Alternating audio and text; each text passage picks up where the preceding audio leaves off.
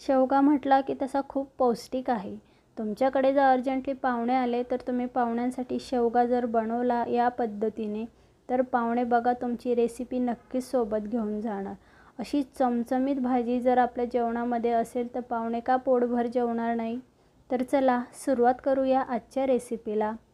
मी सुजातास किचनमध्ये आपले खूप खूप मनापासून स्वागत करते. नवनवीन रेसिपीच्या अपडेट्ससाठी चॅनलला सर्वात आधी सबस्क्राईब करा, बेल आयकॉनला क्लिक करायला विसरू नका. तर चला सुरुवात करूया आजच्या रेसिपीला. त्यासाठी मी शेवग्याच्या शेंगा घेतल्या आहे. आता या शेवग्याच्या शेंगा आपल्याला कट करून घ्यायच्या आणि त्याची वरची साल देखील काढून घ्यायची. साल आपल्याला सगळी नाही काढायची, अधूनमधून बाकी शिरा ठेवायच्या आहेत. आता अशा पद्धतीने मी सगळ्या कट करून आता निसून घेणार आहे. अशा पद्धतीने बघा शेंगा मी छान स्वच्छ निसून घेतल्या आहेत. आता या बाउलमध्ये आपल्याला 1 ग्लास पाणी घ्यायचं आहे, नॉर्मल घ्यायचं आहे.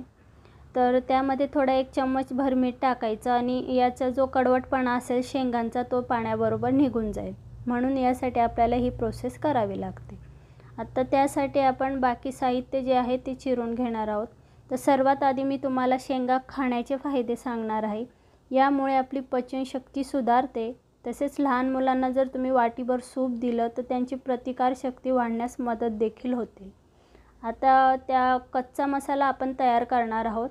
त्यासाठी मी घेतला 1 कांदा, टोमॅटो, लसूण, एक अर्धा इंच आलं आपण घेणार आहोत, तसेच कोथिंबीर. आता हे मी चिरून घेतलं आहे, तरी आपल्याला परत हे मिक्सरला छान याचं बारीक वाटण करून घ्यायचं आहे. आणि यामध्ये थोडंसं मी 1 चम्मच मीठ घेतलं आहे. आता बघा मी छान मिक्सरला फिरवून घेतलं आहे. गॅसवर मी कढई तापायला ठेवली होती. त्यामध्ये 2 पळी तेल घेतलं होतं. आपण जो मसाला वाटला आहे तो यात टाकूया. आता 1 मिनिट 2 मिनटं आपल्याला हा मसाला छान मस्त त्याचं पाणी आटेपर्यंत तेलामध्ये भाजून घ्यायचं आहे. ज्या शेंगा आपण आपलं निसून घेतल्या होत्या त्या आपण यामध्ये टाकूया. आता यामध्ये आपल्याला 1-2 मिनिटभर ह्या शेंगा छान मसाल्यामध्ये परतून घ्यायच्या आहे, जेणेकरून मसाल्याची जी टेस्ट आहे त्या शेंगांना येईल. तसेच तुमच्या घरामध्ये जर सांधेदुखीचा कुणाला त्रास असेल तर त्यांना जर तुम्ही 2 दिवसानंतर जर वाटीभर सूप दिलं तर त्यांची सांधेदुखीसुद्धा कमी होऊ शकते. एवढ्या गुणकारी आपल्या शेवग्याच्या शेंगा आहेत. आत्ता मी या शेंगा छान परतवून घेतल्या होत्या. त्यामध्ये आता आपल्या शेंगा शिजवण्यासाठी आपण पाणी वाढवून घेऊया. शेवगा शिजल्यानंतर ह्या रश्श्याला जी टेस्ट असेल ती सेम आपली नॉनव्हेज शिजल्यानंतर त्याला जी टेस्ट असते तीच असणार. बघा तुम्ही नक्की ट्राय करून बघा. आत्ता मी शेंगा शिजवून घेणार आहे. प्रमाणानुसार पाणी टाकलेलं आहे. 15 मिनटं आपण शेंगा शिजवून घेऊया.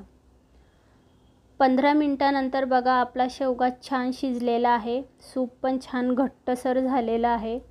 तुम्ही एकदा जर अशी ही रेसिपी जर ट्राय केली तर तुम्ही बघा परत ही रेसिपी नक्की ट्राय कराल.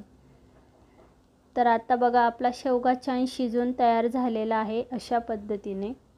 आता मी हे दुसऱ्या एका बाउलमध्ये ट्रान्सफर करून घेते आणि ज्या कढईमध्ये मी हा शेवगा शिजवून घेतला होता त्यामध्येच मी आता फोडणी देऊन घेते. आता फोडणीसाठी आपल्याला लागणार आहे 2 पळी तेल, 2 चम्मच गरम मसाला, 2 चम्मच लाल मिरची पावडर आणि 1 चम्मच धणे पावडर. एक 3-4 सेकंद फक्त आपल्याला हे मसाले तेलात शिजवून घ्यायचे.